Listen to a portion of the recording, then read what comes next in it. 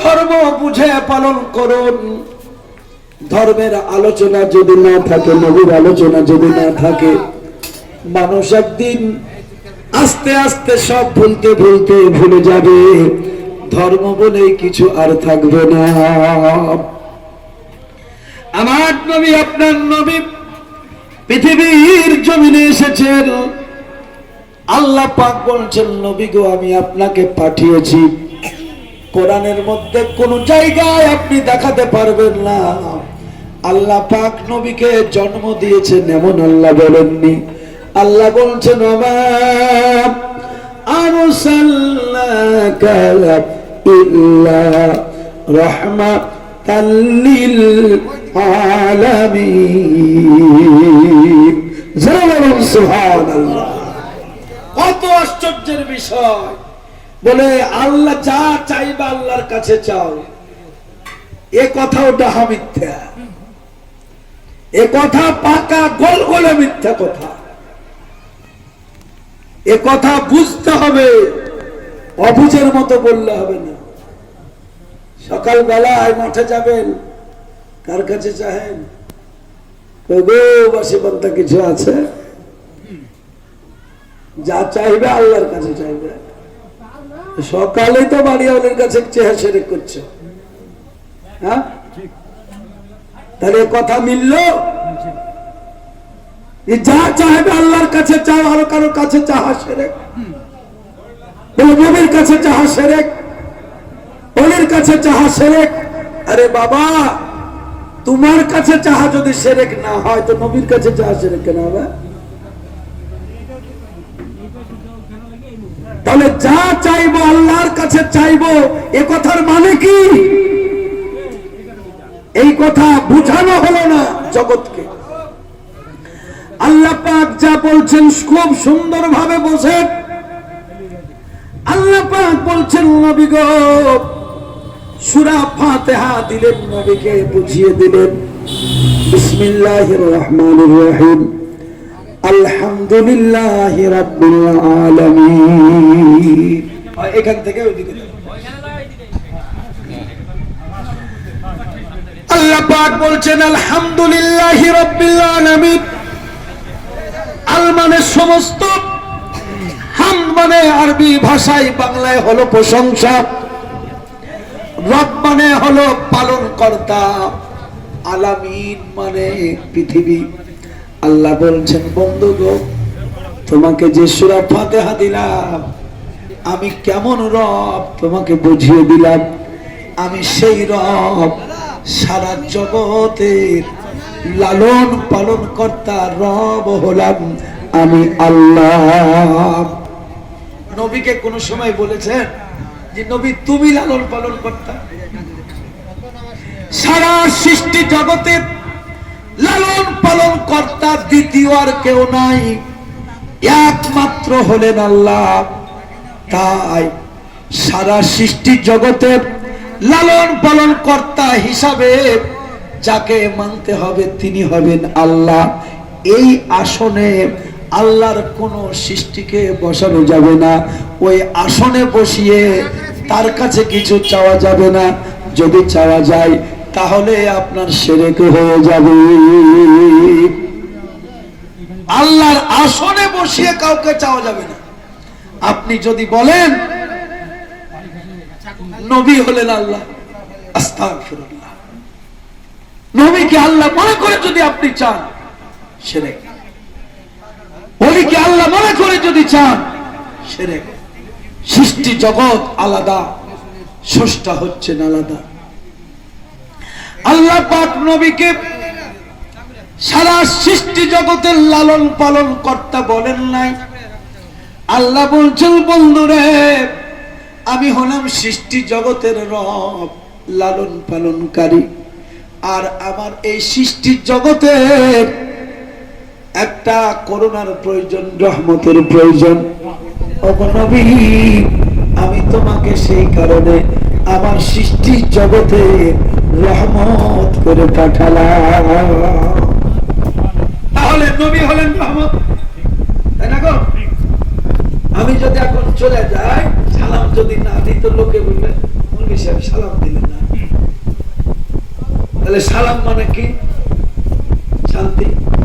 তাহলে শান্তি আমার কাছে অবশ্যই আছে, ঠিক আছে বাবা? তাই আমি দিলাম না, তাই আপনি বলছেন একটু দিয়া গেল না।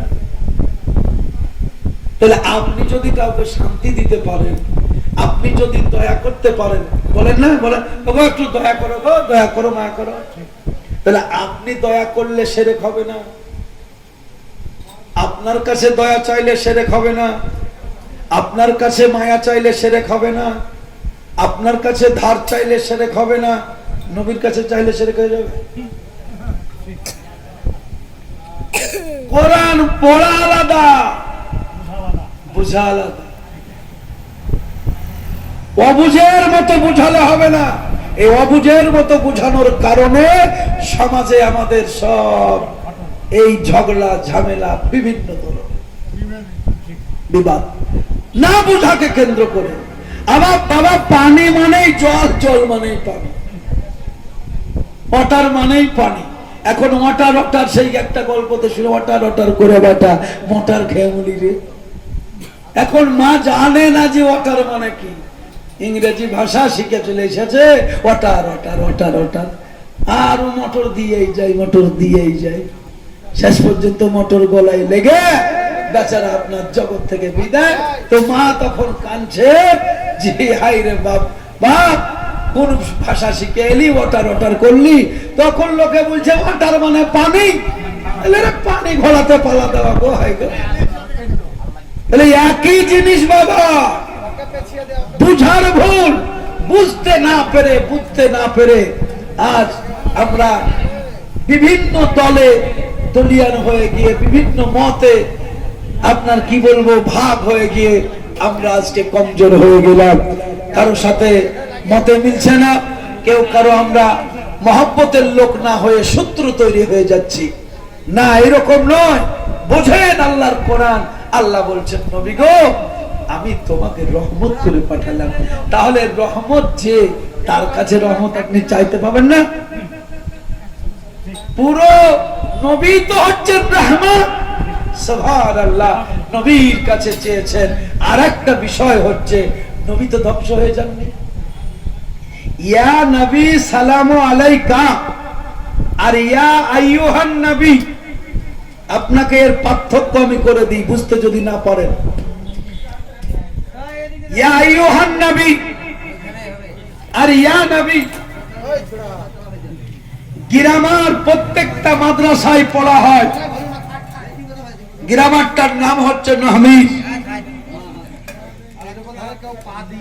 ইয়া হরফে নেদা, আসমায়ে ইশারা বলা হয়, ইশারা করে ডাকা। তো কোরআনে কোন জায়গায় আপনি দেখাতে পারবেন না নবীকে ইয়া নবী বলে আল্লাহ সম্বোধন করেছেন, নাই। ইয়া নবী সালাম আলাইকা আল্লাহ বলেননি। আল্লাহ কি বলেছেন? আল্লাহ সালাম কেমন আপনি দেখেন। হাতে শর্ট খাবিদা কানে তোমরা সব লটাপটা করে দিছো, বারবার আমি বক্তব্যটাই করছি। এগুলো আগে থেকে সব ঠিক করতে হয়। একটু মহব্বতে দরুদ শরীফ, আল্লাহুম্মা সাল্লি আলা, মহব্বতে জোরে জোরে আলা আলি সাইয়্যিদিনা মাওলানা। কঙ্কাবনের ফুল গো তুমি, কোথায় তুমি আছো গো? অজানা পথের পাতা একটু আমায় বলো গো। আল্লাহুম্মা সাল্লি আলা সাইয়্যিদিনা মাওলানা মুহাম্মদ ওয়া আলা আলি সাইয়্যিদিনা মাওলানা মুহাম্মদ সাল্লাল্লাহু আলাইহি সাল্লাম। গন্ডগোল করলে আমারও বলতে যে বাবাজি গন্ডগোল হবে, আপনারা সঠিক কথা বুঝতে পারবেন না। একটু চুপচাপ বসেন। আমরা বলি আসসালামু আলাইকুম, কিন্তু আসসালামু আলাইকুম শব্দ কোরআনে নাই, কোরআনে কোথাও নেই। আল্লাহর সালাম কেমন আপনি দেখেন, বললে বুঝে নেবেন। আল্লাহ পাক সালাম দিয়েছেন নবীদেরকে। আল্লাহ আসসালামু আলাইকুম বলেন নেই, আল্লাহ বলছেন সালামুন আলাইকুম ফিল আলামিন। আল্লাহ পাক বলছেন সুবহানা রাব্বিকা রাব্বিল ইজ্জাতি আম্মা ইয়াসিফুন ওয়া সালামুন, আসসালাম নাই, ওয়া সালামুন আলাল মুরসালিন আলহামদুলিল্লাহি রাব্বিল আলামিন। শুধু সালাম আলী ইয়াসিন, সালামুন আলী ইয়াসিন। এইভাবে আপনি দেখবেন আয়াতগুলোতে, যারা কোরআন শরীফ পড়েন জানেন, আপনি বুঝতে পারছেন যে আমি কি বলতে চাইছি। তাহলে আল্লাহ পাক সালাম শুধু শুধু বলেছেন সালাম মন আলা নূহুন ফিল আলামিন, হে নূহ তোমার প্রতি সালাম, আইয়ুব তোমার প্রতি সালাম, অমুক নবী তোমার প্রতি সালাম। তো সালাম ব্যবহার, ইয়া নবী ব্যবহার করেননি। এবার তাহলে কোরআন মাজিদে কোন জায়গায় কিন্তু ইয়া নবী সালামু আলাইকা এইভাবে আপনি পাবেন না। আল্লাহ নবীকে যখন সালাম দিয়েছেন তখন কি বলেছেন? আসসালামু আলাইকা আইয়ুহান নাবিয়্যু, আত্তাহিয়াতুতে খুঁজতে হবে, কোরআনে পাবেন না, আগে বলেছি, কোরআনে নাই। আসসালামু আলাইকা আইয়ুহান নাবিয়্যু, এখানেও কিন্তু আসসালামু আলাইকা ইয়া নবী আপনি পাবেন না। বাবারা ভাইরা আমার, তারপরে কোন জায়গায় কোরআন মাজিদের মধ্যে আল্লাহ নবীকে বিশেষ করে আল্লাহ ইয়া হরফে নেদা বলে ইয়া নবী ইয়া মুহাম্মদ এ আহম্মদ ইয়া আহম্মদ বলেননি। আল্লাহ কি বলেছেন? আল্লাহ সম্মান দিয়ে বলেছেন ওগো মুজাম্মিল, ওগো মুদাসসির, ওগো তাহা, ওগো ইয়াসিন, ইয়া আইয়ুহান নবী, ওগো আমার নবী। এইরকম ভাবে আদর করে সম্মান দিয়েছেন। এখন আপনি বলুন, আমরা বলি ইয়া নবী সালাম আলাইকা, তাহলে হিসাব যদি করা যায় কোরআনে যা নাই হাদিসে যা নাই, আমরা এটা যা বলি তাহলে অবশ্যই খারাপ বলি নাকি? এটাকে বুঝতে হবে কোন জায়গায়। বাবারা ভাইরা আমার, আল্লাহ যখন নবীকে সালাম দিয়েছেন ইয়া আইয়ুহান নবী, ইয়া আইয়ুহা শব্দটা একক নিকটের জন্য ব্যবহার হয়, দূরের জন্য ব্যবহার হবে না। ইয়া আইয়ুহা এরকম ভাবে কেউ ডাকেন? ইয়া আইয়ুহা এটা সম্মান সূচক তো বটেই, কিন্তু এই শব্দটা হচ্ছে নিকটতম বান্দার জন্য, যে প্রেজেন্ট কাছে, দূরের জন্য নয়। মানে অবুঝের মতো পড়লেও হবে না, আর অবুঝের মতো বুঝালে হবে না। ইয়া নবী বলা যাবে না, ইয়া কখন বলা যাবে, আর ইয়া আইয়ুহা কখন বলা যাবে সেটাও জানতে হবে। বিবাদ লাগালে হবে না, ঝগড়া লাগালে হবে না। পড়া ফরজ আমি বলছি না, তোমার মন চাই পড়ো, না মন চাই না পড়ো। কি গো, বুঝতে পারলেন? মন চাই পড়ো, না মন চাই না পড়ো, এটা ফরজ আমি বলছি না, কিন্তু বিবাদ লাগালে হবে না। ইয়া আইয়ুহা, আল্লাহ পাক যখন নবীকে সালাম দিচ্ছেন, আল্লাহ বলছেন নবী গো আমার জন্য কি নিয়ে এসেছো বলো একটু দেখি। বন্ধু বন্ধুর বাড়ি গেলে কত কিছু নিয়ে যায়, মানুষ রোগী দেখতে গেলে কত কিছু নিয়ে যায়। আমার বন্ধু আমার কাছে এসেছো, আমি একটু জানতে চাই গো বন্ধু কি নিয়ে এসেছো। আল্লাহর নবী তখন বলেছেন প্রেজেন্ট, তখন মদিনায় বলছে, কথা হচ্ছে না এটা, আল্লাহ যেখানে সেখানে, আল্লাহর কাছে কাছাকাছি কথা হচ্ছে। কোরআন মাজিদে লেখা আছে কতটা কাছাকাছি, একটা ধনুক টান দিলে দুই দিক যেমন কাছাকাছি হয়ে যায়, এই রকম কাছাকাছি। আল্লাহ বলছেন বন্ধুরে কি নিয়ে এসেছো বলো দেখি। বন্ধু তখন বলছে আল্লাহ গো নিয়ে এসেছি আত্তাহিয়াতু লিল্লাহি ওয়াসসালাওয়াতু ওয়াত-তাইয়্যিবাত। এই পর্যন্ত আমার যত ইবাদত ছিল আল্লাহ গো সব তোমার জন্য নিয়ে এসেছি এক কথাই।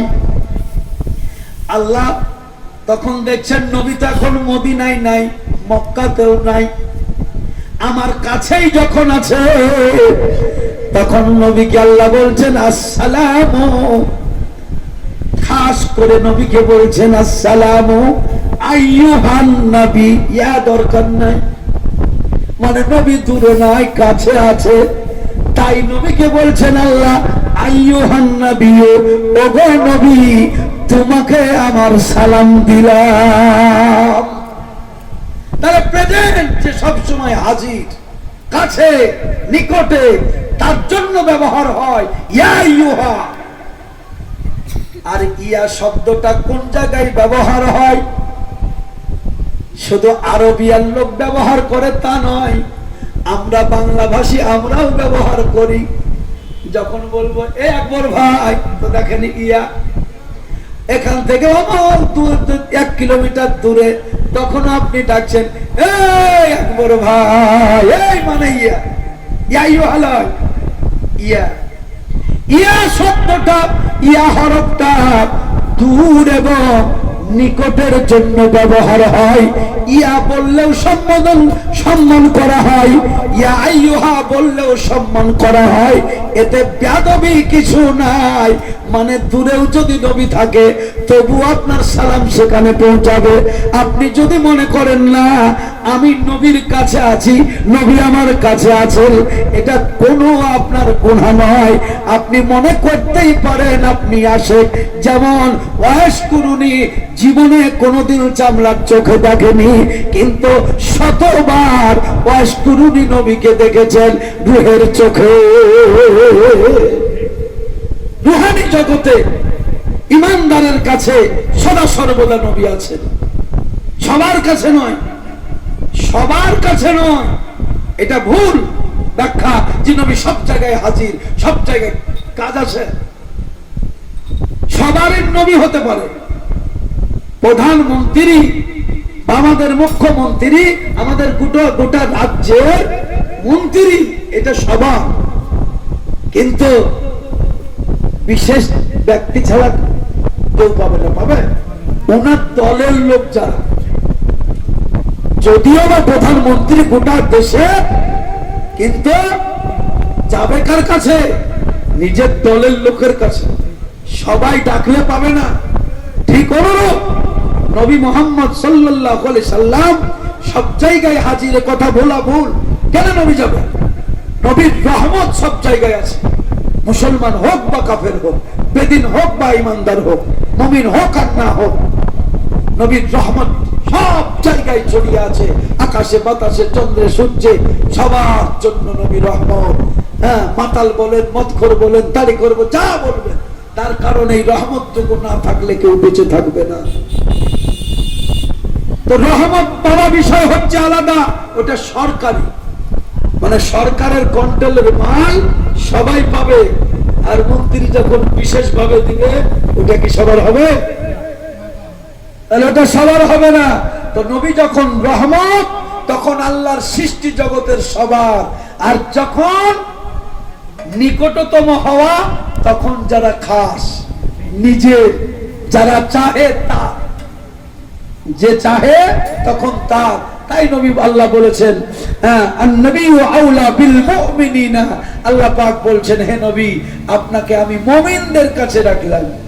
আনফুসিহিম, আগে নাফস সম্পর্কে চেতনা লাগবে, নাফস সম্পর্কে পড়া লাগবে, নাফস কি জিনিস জানা লাগবে, দেহ কি জিনিস জানা লাগবে। এগুলো না জানলে বাবাজি তো হবে না। কোরআন শরীফ আপনি পড়েন, কত বক্তব্যতে আমি বলে দিয়েছিলাম যে নাফস কোথায় থাকে, রূহ কোথায় থাকে, আল্লাহ কোথায় থাকে। আপনি আকাশে বাতাসে খুঁজে বেড়াচ্ছেন, কোরআন পড়ে দেখেন আল্লাহ আপনার কাছে আছে। নাহনু আকরাবু ইলাইহি মিন হাবলিল ওয়ারিদ, আল্লাহ আকাশের খোঁজ দেয়নি, মক্কার খোঁজ দেয়নি, মদিনার খোঁজ দেয়নি, কোন শহরের খোঁজ দেয়নি। আল্লাহ বলেছেন নাহনু আকরাবু। কোরআন মাজিদকে আপনি জিজ্ঞাসা করুন, নবীকে জিজ্ঞাসা করুন, কোথায় থাকে আল্লাহ, কোথায় আছে? অফি আনফুসিকুম আফালা তুবসিরুন। কোথায় তুমি খুঁজছো? আকাশে বাতাসে কোথায় খুঁজছো? আফালা তুবসিরুন, আমি তোমার নফসের নিকটে, তোমার কাছে। নফস মানে তুমি, এই তোমার কাছেই আমি থাকি, আর আমাকে দেখতে পাও না? তোমার কাছে আমি আছি, তোমার রূহের কাছে আমি আছি। নাহনু আকরাবু ইলাইহি মিন হাবলিল ওয়ারিদ, মানে বলা হয়েছে যে রগটা কেটে দিলে আপনি মরে যাবেন।